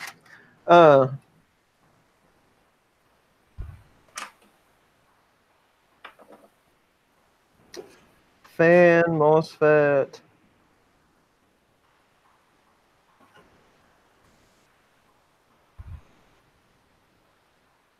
At 100 and there's still no fan. Okay. So that wasn't it. So check. Shoot, you can't even do that. I was going to say check the pins on the board again and see if you got any power. All your fans run at 5 volt though, right, Glenn? Well, no, 24 volts. I am putting 24 volts into a 12 volt Noctura fan. In fact, 3 of them, and they just cruise right along beautifully. Well, eccentric nut, he just plugged it into another fan and it works fine. So yeah, the fan is good. I've confirmed that the fan is good. So, Glenn, if you have an open fan header, we can change it in the config so your hot end fan is on a different pin. Yeah, but I don't know what pin that is, and my eyes aren't good enough to let me see it. So I'm gonna have to look up a. Well, there's only so many on the Duet. There's not that many. Yeah, well, there's another one to the from the angle I'm at, the right, but I got to see what number it is. Well, that's what I'm saying. I mean, you can go P0, 1, 2, 3, 4, set them all to 255 and plug it into one till it works, and then cut them all off until it cuts off. I'll just look up a picture. Oh, well, you can do that too. There's 8 million pictures out there. What's up, Ben Craig? I don't even know what we're talking about anymore, so I'm just going to nod. Just nod. That's it. Just nod. Robbie Mack's in the house. Carl's in here. Carl, you got to change your logo back, dude. I can't see that one. Yeah, don't go changing any of your avatars because that's the only way I can relate and remember your first name. No, eccentric nut. He put it all back together correctly and then just plugged the hot end fan onto the other plug, and it worked just fine. Working on your printer. I don't know anybody that does that. Yeah, so it's listed as fan 0, fan 1, fan 2. Yeah, but Duo and Tim Frank said just take a picture of it with your phone and zoom in. As I lay on the floor underneath it. Right. All right, so let's do this. I'm gonna turn off the heat. Yeah, do that. I'm going to send the M106 P2, right? Okay. Yeah. And then I'll get underneath there and I will meter that and see. Well, you got to send. You send it at S255, right? Yeah. Yeah, M106 P2 S255. And I will see now if there's voltage on that other header. Because if not, then we may be sending the wrong command, or I have to have my other set of glasses though. And just get you a jeweler's loom, man, and just wear that all the time. Yeah, I should. Well, you know what's funny is my regular vision has actually gotten better. I've lowered my reading glasses prescription for the computer, but I still can't see up close. No, I have no voltage on this other header either.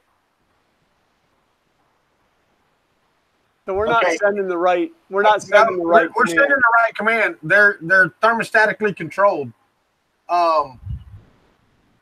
So if you send Nappin's got the thing in there to turn off the thermostatic control.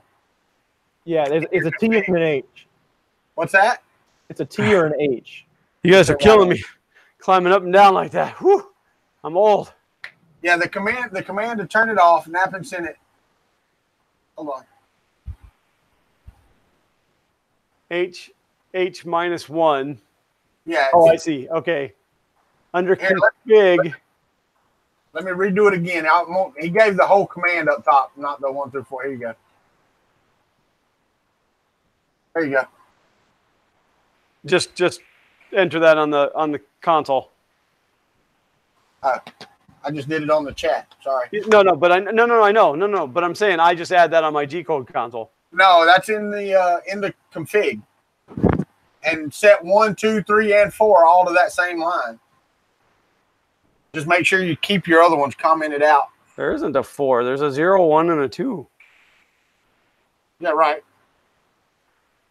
All right, let me look in here. There's another fan. There's 4 fans. Well, there's 2 that are always on, which are the 2 in my electronics box. They're humming along just fine. And then 3 you can thermostatically control. And then, 3 that are PWM. Yeah. All right, so that goes in the config G. Well, he said it should work in the console.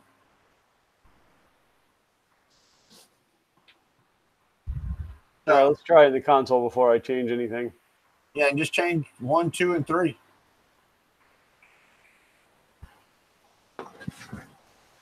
I have issues. That's what it says. Eccentric nut. But it was about to drive you crazy. I have what? I have what? I have a fan. Are you plugged into 2? Nope. 3? 1. 1? Okay, so for some reason the thermostatic control is not working? I'm really confused now. Hold on, let's see what we need to do. Go in the control, man, and find the P1 line for me, Glenn. In the config? Yeah. And I'll go over to mine right now and look at it. I'm gonna make that comment that everybody says. I didn't change anything. I don't care. I don't know. You. I might have changed something. It's always a firmware issue. Not always. My whole life is a firmware issue. Let's say that. And what am I looking for in here? Look for the M106 commands. Okay, I got 3 of them. P0, okay, P1, P2. Let me go to config G and let me find mine. All right, so I've got P0, S0, I0, F500, H-1. Correct.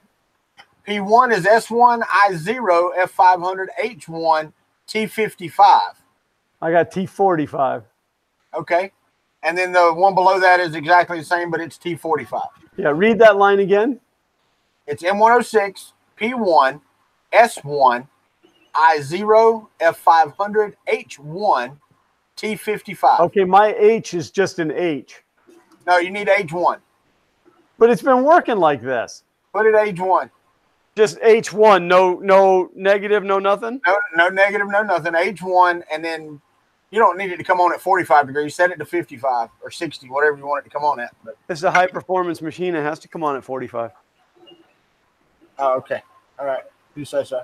Makes no difference to me. No, I know. All right, rebooting, and then I'm going to hit the emergency stop to really get it to. Yeah, you don't have to. That's basically what it does. Everything but the Wi-Fi thing. Yeah, no, I want it completely reboot. But then instead of turning it on, just set your temperature to, whatever it's at, 50, and let it heat back up. Well, it's at 54.2 right now. Okay, so it should be on. Yeah, it just shut off. It just because it just dropped. Like it's now 52, 50. So all right. So set it back to 55 and hit the go button and see if it'll turn back on. I went to 56 because I'm a rebel.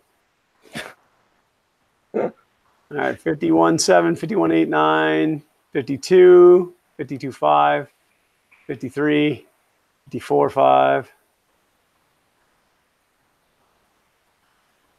55. It kicked on. Oh, there you go. So what in the world happened? Well, you had a combination of issues, I guess. But because I'm gonna make the statement that every computer customer ever makes. I didn't touch anything in there. Yeah, but I mean, are you sure that you weren't doing something in firmware at all? No, I'm not sure. Right. And I don't know when that fan stopped working. Right. That's what I'm saying. When was the last time you printed? Orlando Maker Faire, right? No, I printed that big Makey, that big green Makey. Okay. But did you not do anything in the firmware while you were trying to fix sure I have. I'm sure I've been in and out of there working on stuff. But I wouldn't have ever touched those lines. Yeah, but one little fat finger on a backspace and you're like, okay, yeah, but for 2 lines? Just 1 line. No, the other one was the same way. The P2 was the same, was exactly the same as the P1. And they were both wrong then. Then you might have copied them off wrong. I don't know, man. I have no idea. I'm trying to think what it was. Oh, I was in here changing speeds, stepper speeds. That was the only thing, that and the Z probe height, because I had redone my Z probe height. There you go. I don't ever remember being in the fan department, but you know what? If it works now, I don't care. It's working, so what? Yay to everybody. High fives all around. This is becoming like a community printer now. Hey, you know what? We could, if that was the case, we could have fixed it yesterday, like really quickly. I know, but I didn't want to take time off the floor to worry about this. Plus, by that point, I'm sure I already foobarred the wiring harness. Yeah, you probably did. From jamming those probes up in there. Now I know these connectors are far too gentle. Yeah, H1 makes it thermostatic, makes it PWM, and H -1 makes it always on. Well, and I just like I turned the heater off and it dropped down and now it's off. So it seems to be functioning. We got 30 minutes. Print something. No. Not till I get it back over in its current home. Oh, you could have at least started to make it put plastic on there. What's up, you Radford? Welcome, buddy. Well, I will heat it up and clean out the extruder. The Guinness is back in the house.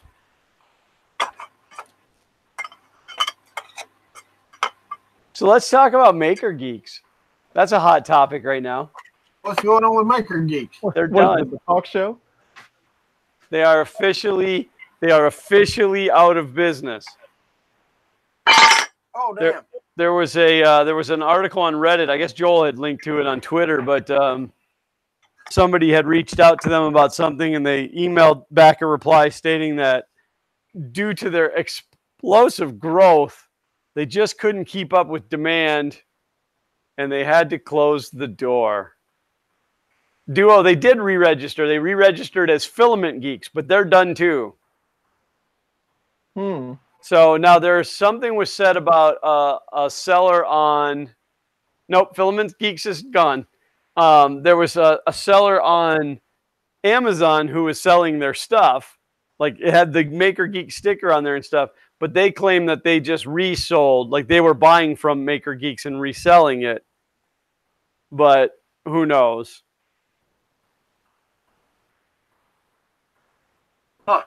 Yeah, that's what Justin just said about the Amazon. So they claim that they're not Maker Geeks, that they were buying from Maker Geeks. So, and Tom said they registered again yesterday. I haven't confirmed that. I read that too, but I haven't confirmed it. Mike thought you said Maker's Muse had him scared. Yes, Angus is done. Angus is done. out of business. No, nope. The Maker Geeks. It's not that I wanted them to go out of business. I don't ever want to see a business fail, but their filament to me was garbage, and their business practices were even more garbage. Well, I do believe that tomorrow I'm going to start putting a bear together. I've got to print some motor mounts, though. You know, my motor mounts off of this should work, but they're black. They should work fine. Don't be lazy. Print new ones. James, things are good. Thanks for asking. Hope they are good with you as well.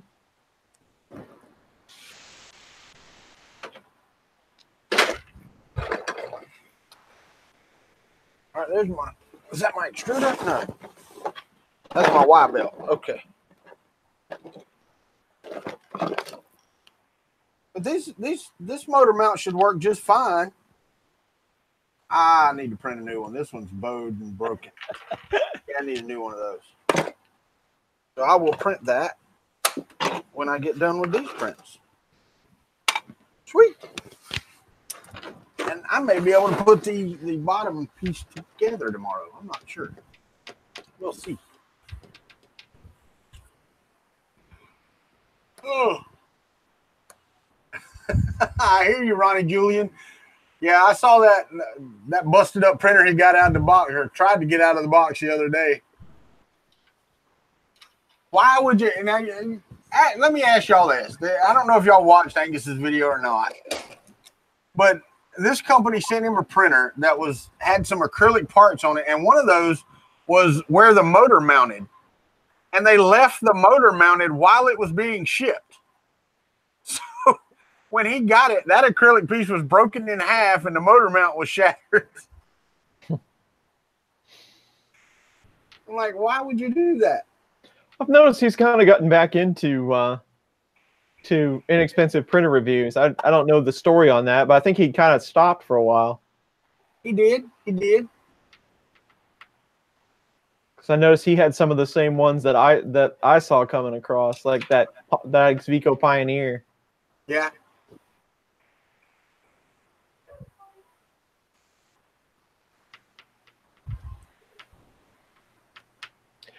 Angus is always angry. Well, at some point, this becomes too much like a job. Yeah, it does. Well, right. When it's like the same, not the same thing over and over and over, but the same crap. Yeah. Over and over and over and over. Yeah, like Chris Johnson, only so much crap you can fight with. Yeah. You know, like when you do 300 reviews on cheap Chinese printers and they all have the same problem, and you're like, quit doing this. Yeah. You know, like, you want the review on your printer? Here's the problem. Quit doing that. And they don't. They just keep doing the same thing over and over and over and over. It's like they don't really want a review. They just want you to talk about their stuff on the internet so that other people buy it. They don't really care what you think about it. Well, I will say this. I may not have said it already, but Ben from Creality did email me again, or he emailed me and asked me for the videos that I had done on the LD001, because, you know, they're coming out with their LD003. So I'm really, really hoping I can get one of those. What happened to the 002? I don't know. It wasn't so good, I guess. You know, I would like to have one of the LD003s, though. That's getting to DLP you can actually do something with. Yeah, Tom, I didn't watch the outcome on that Pioneer, and I guess I should go watch it, because that machine is pretty much unusable. I mean, it has 0 part cooling. It doesn't have a USB port. It has no heated bed. I mean, you can print on it, but it's not functional. I mean, like, it's hard for me to use. I have to I sneaker net the card over to it. I hit print. I get a bad print because there's no part cooling. You know, I mean, it's just too much work for when you can get an Ender 3 for $30 less. Well, I don't know. I don't know why you would like it. Chris, you know that $2,600 printer I was telling you about before we streamed? Yeah. It has no part cooling. It doesn't have a heated bed either. No, I told him that, but I didn't tell him about the part cooling. No heated bed, no part cooling. Awesome. Yeah. I'm surprised somebody hasn't asked me because I was thinking about it. If I watched my video today, this morning, I would have asked what's the price tag on it now? And that's a great question. I would have to go back and add it up. What does log cost with, because it was like $220 if I bare minimum cheap as I could go. Yeah. But now that I've got Rambo and that bed and a few other things on it, I had to go back and add it up because I'm probably pretty close to $500, I would guess. Yeah, I mean, you think about it, really and truthfully, all you've got not there is the frame. Yeah, frame, and I still got a knockoff hot end, and that's pretty much it. Yeah. But you add $30 for the hot end and the frame. Yep. So, I mean, I don't know what you were at before, but now you got to add, like you said, the Rambo, and that's a Mark 42, right? Yeah. So yeah, see, next what you need to do is buy the upgrade kit from the 2 to the 2.5S. Now that would be a heck of a video right there. You get the Mark 52 with the magnetic bed. There you go. What's up, Sean? Hey, Sean. Missed you yesterday. Should have been there. Yeah, you add in the hours, log costs more. If I added in the hours, every printer I have costs $4 million.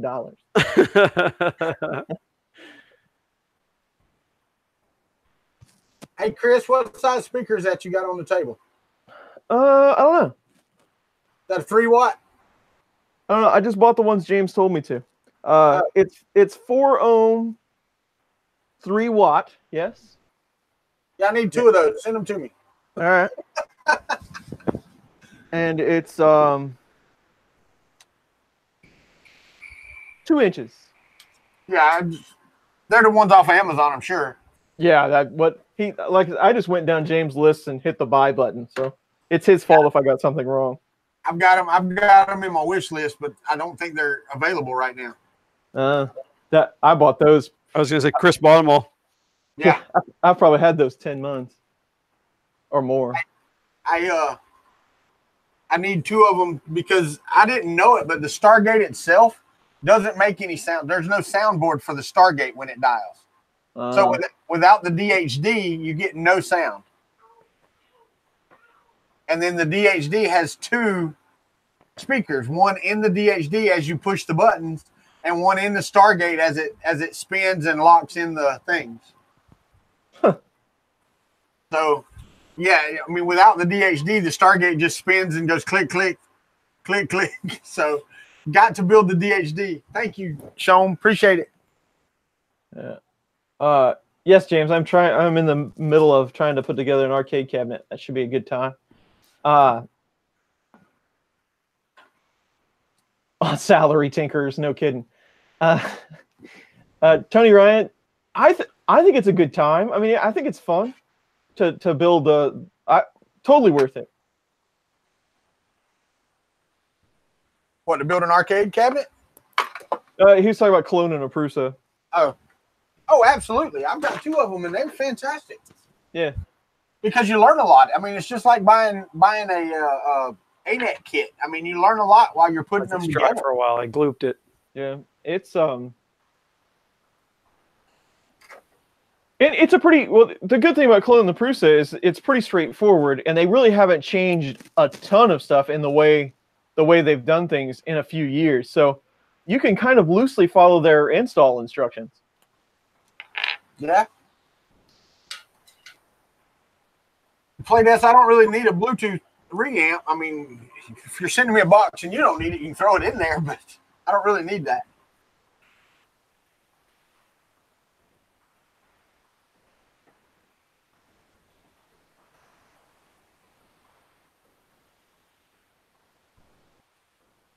Man, cabinets that a friend of mine. Yeah. Well, Christoph, I can tell you that the pellet extrusion is really cool. I don't know how feasible it is for most people. This video he's got, Chris, he built or he's got a pellet extruder. Looks like it's on a Delta. It might be a Cartesian, but it looks like a Delta. Mm-hmm.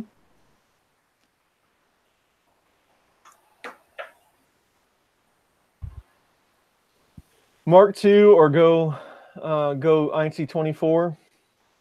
I don't know. I mean, I don't know. Well, the 2130s on the INC are pretty nice though. Yeah, and it's about the same money. I mean, what's $10 difference or something? Yeah. Yeah. I mean, I guess today, if I was to say, hey, I'm going to clone a Prusa, yeah, I'd go INC. So yeah.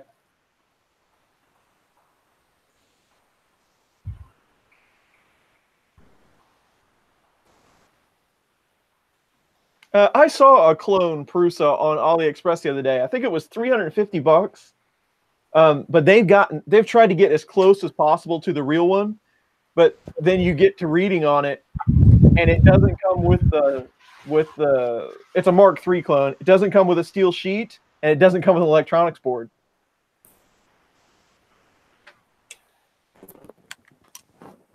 As somebody said, MMU2 on log. That's coming. I'm gonna do that.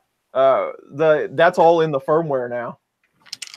Now, Chris, don't you have to go to the MMU2S or the MK2S or 2.5 in order to do the MMU2 though? Yeah, there's some stuff where I'm gonna have to change around. I'm not sure what pins are available on Rambo, but it is ported into Marl. I don't think with my configuration, I don't think I can do it with Prusa firmware on the printer. But I think I can do it with Marlin and MMU2 firmware. Okay. We'll see. With your current setup. Right. Yeah. I think I would have to swap some stuff out if I wanted to do actual Prusa firmware. Or just go into the firmware and fix stuff. Yeah. Well, I don't know. The only question I have is what pins are available on that mini Rambo, because it's pretty condensed. Yeah, is there extra ones on the INC? Well, where the filament sensor and the MMU plug in, there's like 10 pins there open, but I'm not sure which ones they are. Yeah. Mini Rambo, I believe, has transmit and receive open on it. So if that might be all I need. So we'll see. Can you use the INC with hard end stops, original Penda, and no filament sensor? Yes. Yes, you can. And you could actually get rid of your hard end stops. Yeah, you wouldn't have to have them. Yeah, you don't have to have them. You can, just leave them where they are so they stop in the same place, but you don't have to have them. I've gotten so lazy about modifying stuff. I will put a Z probe on and just leave the end stop so it still clicks every time. Oh yeah. I used to do that. I used to tie it in just for safety. There you go. I think I'm gonna have to pull this whole hot end apart. I think I seized it. Did you? Well, yesterday when I was running the filament into it, that's how I realized the fan wasn't spinning. I was running the filament down, all of a sudden the filament was binding up, and now I can't get it to move. Turn your fan back off in the firmware.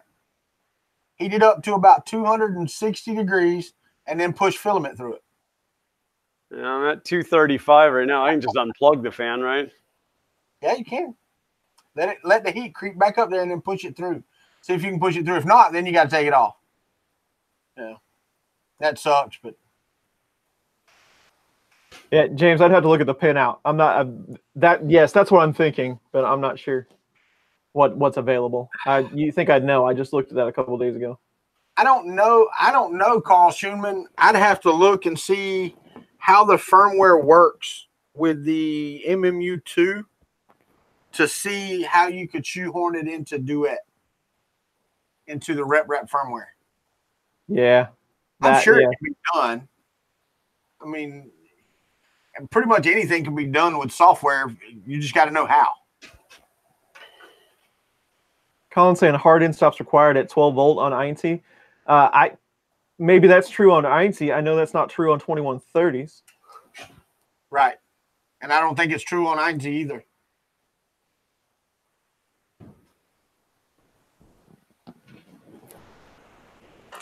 I don't know. You don't get an INC with the 2.5S upgrade kit. Yeah. Because they leave everything at 12 volts just for the mini Rambo.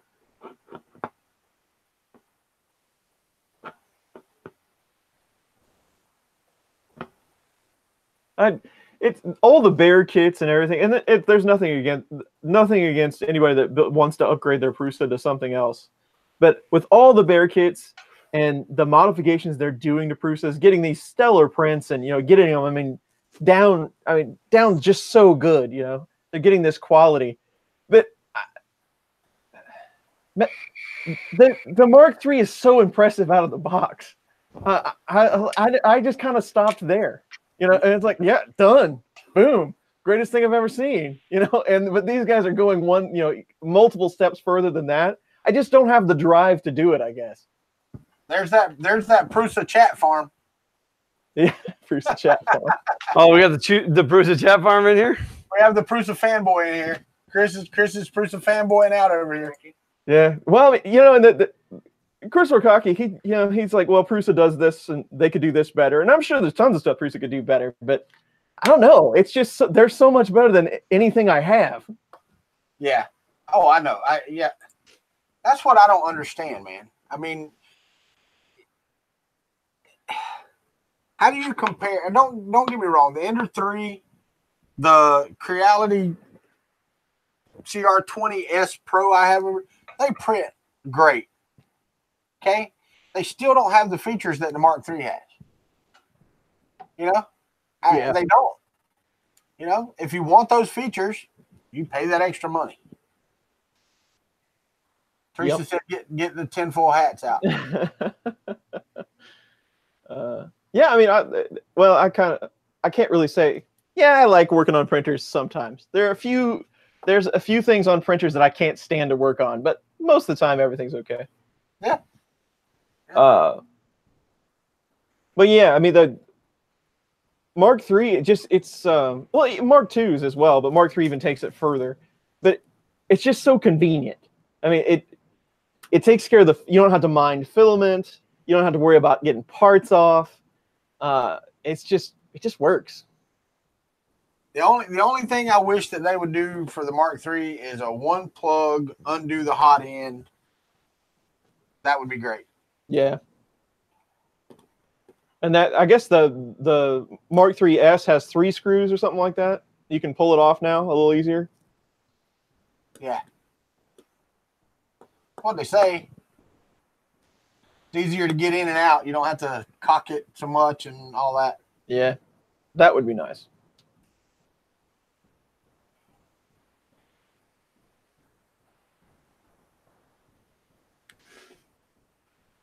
I got my it still says payment accepted on my MMU 2S upgrade. It has not shipped yet. Did you order yours already, Chris? Yeah, I did, but I haven't checked its status. Yeah.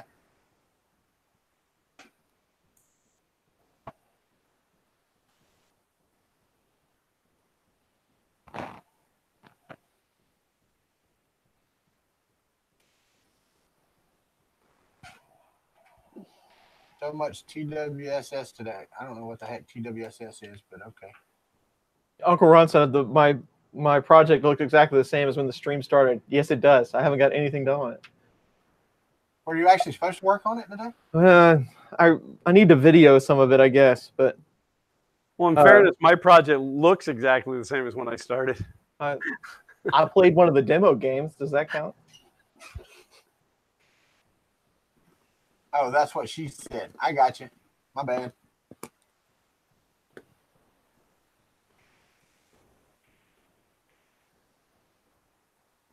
Well, no, you and Todd, mine was not entirely free because I ordered the printed parts with mine. So I did pay $20 for mine.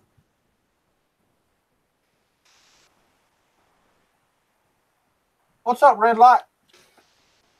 Guess it's time to bust out the rep cord kit and clean this nozzle. Yep. Did you get it nice and hot? Yeah, it's sitting at 235 with no part cooling fan right now, or no hot end fan. Yeah. Send you the snappy parts and you'll build it. I wouldn't do that to you. Play this. He's gonna need a bigger box.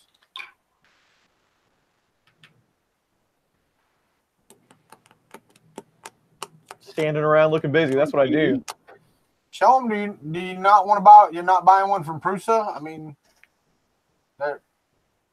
but the part cooling fans are pretty much standard across the board. You can get a 2-pack of them for what, $5, I think, on Amazon. Yeah, something like that. Wait, on a Prusa though, they're 24 volt, right? They are now, yeah. On the Mark III? Yep. Hold on. Get the spool winder out. Yeah, I'll put my eye out. Live stream on the snappy parts being printed. That'd be a long, multi-day, multi-week stream. With a lot of failure, and you'd see me swearing.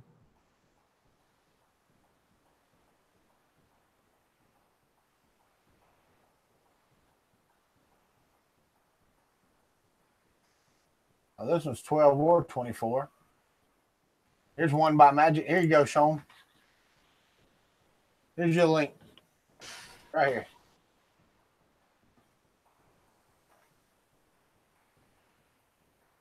Oh, it's 5 volts. I got you. All right, so we'll do it this way then.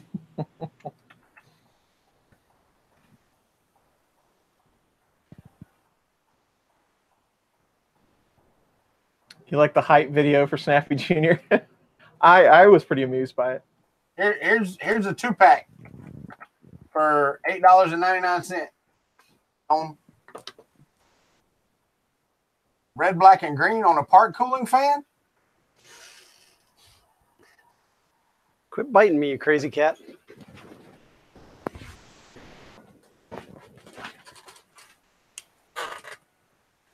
No.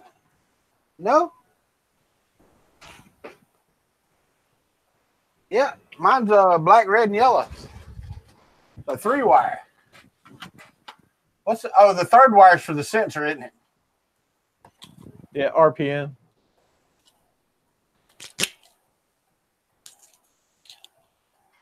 That's a good kit. I don't know if you guys have one of these rep cord nozzle cleaning kits.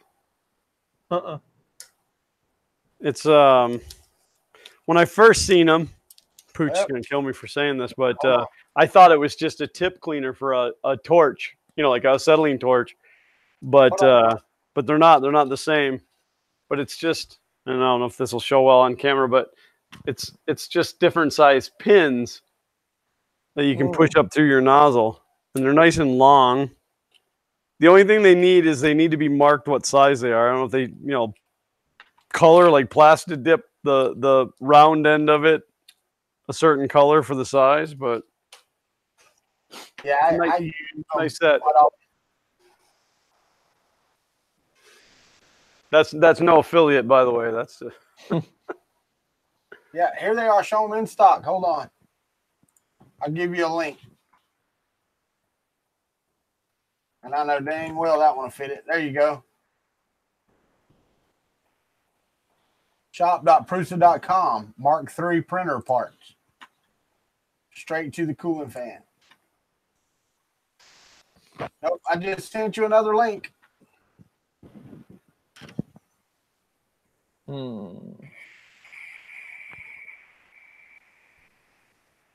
only problem I have buying parts from Prusa is shipping. It has nothing to do with because that fan is like $6.99 on Prusa's site. But it's going to cost you $16 of shipping at least to get it here. Yeah. Yep. So I mean, you're going to pay $22 for a fan. Well, but you will get it in a couple of days.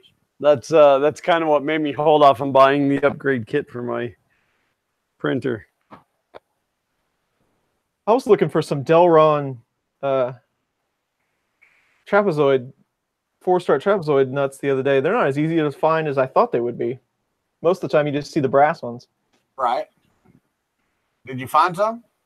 There was some on eBay that they were like $10, but they wanted 7 something to ship them or something like that. So I said, I'll just wait next time I order something from Prusa and have them toss them in. Right.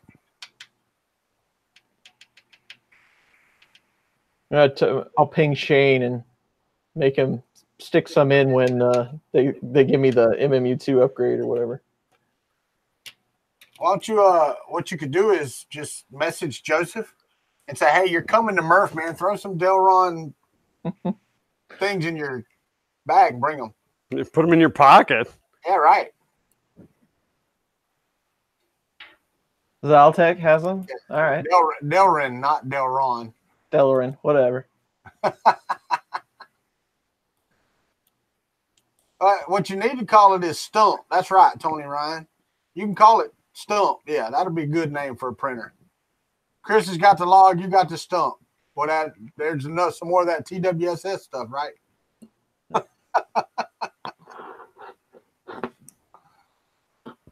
What's up, Darren Anton? How are you, buddy? That link was the fan page. So I don't know why that link wouldn't take you to the fan unless you're not signed in, Sean. Let me try again. I will click on it again. 3D printer parts. MK3. It's on page 2. Click the picture so that I go to the page.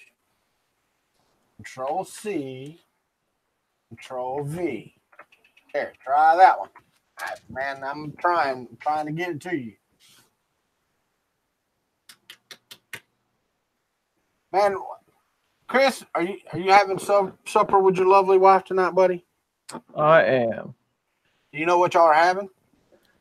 No, I don't remember what she told me now. I put a Boston butt in the oven this morning at like 8 o'clock. We're having pulled pork tonight for supper. Excellent. We're having that on like Wednesday or something. It's gonna be amazing. Yeah. Oh, my supper just arrived. No, we're almost done. Oh no, we got like 1 minute. Yeah, I can't get that filament to push out of there. Just take the whole hot end out. Get you a heat gun, heat it up real nice and hot. And oh no, I fully understand the procedure. It's the taking the hot end out. I know, that's why I said it out loud so you could hear it. And it's not even that the hot end is that hard to take out. It's the fact that I have to take the bracket that holds the BL Touch off, which means that that's all got to be reset. Where's it stuck at, Glenn? The filament is it's in the Bondtech gears. I can see it. Oh, okay. But thank you, Sherry Smith. It's just grinding up the filament when it's trying to push it.